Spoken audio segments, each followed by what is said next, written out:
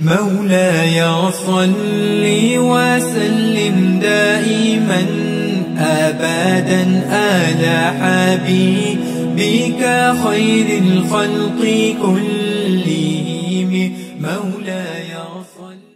Rumah tempat tinggal Nabi Muhammad SAW di Madinah terletak di pojokan Masjid Nabawi, tepatnya di tempat yang sekarang dijadikan makam Nabi SAW. Pada awalnya, rumah Nabi SAW berada di luar Masjid Nabawi, tepatnya di zaman Nabi SAW, zaman Khulafaur Rasyidin, dan di awal-awal khilafah Bani Umayyah. Lalu setelah itu dimasukkan ke area Masjid Nabawi. Rumah kediaman Nabi SAW atau rumah istri beliau tercinta, di mana beliau dimakamkan, terdiri atas 2 kamar. Pertama, ruangan yang disebut dengan ghurfah, yaitu yang pada zaman sekarang ini kita sebut dengan ruangan pribadi, tempat istirahat. Ghurfah Nabi SAW dibangun dengan tanah liat, atapnya adalah pelepah kurma, pintunya berada di bagian utara, terbuat dari kayu. Kedua, ruangan yang disebut hujrah, yaitu semacam ruangan tanpa atap, tempat di mana beliau menerima tamu dan terkadang beliau sholat sunnah di sana. Ruangan ini dipagari dengan pelepah kurma tanpa atap. Dari Aisyah radhiyallahu anha bahwasannya pernah Nabi SAW sholat asar dan saat itu matahari nampak di hujrah beliau yang tanpa atap. Sepertinya belum ada bayangan yang muncul. Muttafaq alaih. Hujrah Nabi SAW memiliki pintu di arah barat serta memiliki semacam tangga yang menuju ke Masjid Nabawi. Di rumah itulah Nabi Muhammad SAW hidup dalam kesederhanaan, hanya beralaskan tanah, berdinding tanah liat, beratapkan pelepah kurma, dan hanya memiliki sedikit perabotan yang sederhana.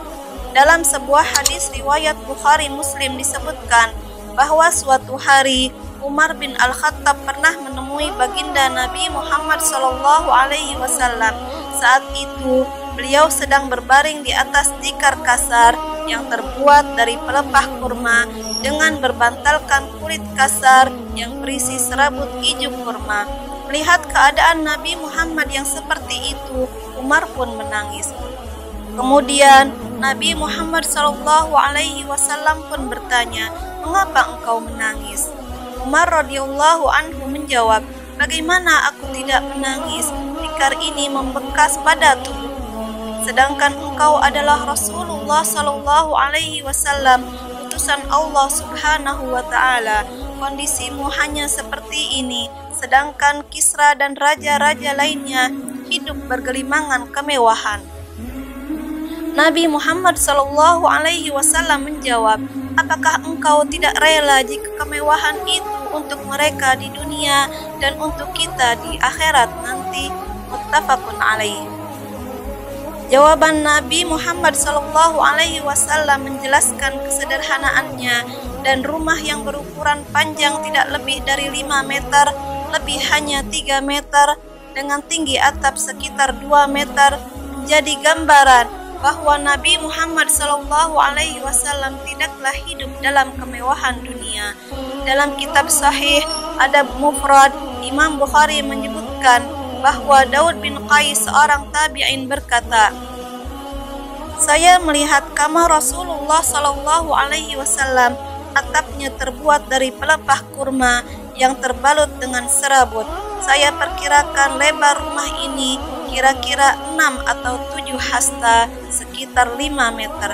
Saya mengukur luas rumah dari dalam 10 hasta. Saya berdiri di pintu Aisyah. Saya dapati rumah beliau menghadap ke arah Syam." Dalam riwayat Bukhari dan Muslim, Aisyah berkata, "Saya pernah tidur melintang di hadapan Rasulullah SAW dan kedua kakiku tepat di kiblat beliau. Jika beliau hendak sujud, maka beliau meraba kakiku dan aku pun menarik atau melipat kedua kakiku. Dan ketika berdiri, maka aku pun meluruskan kedua kakiku. Saat itu tidak ada lampu di rumah. Muttafaqun alaih.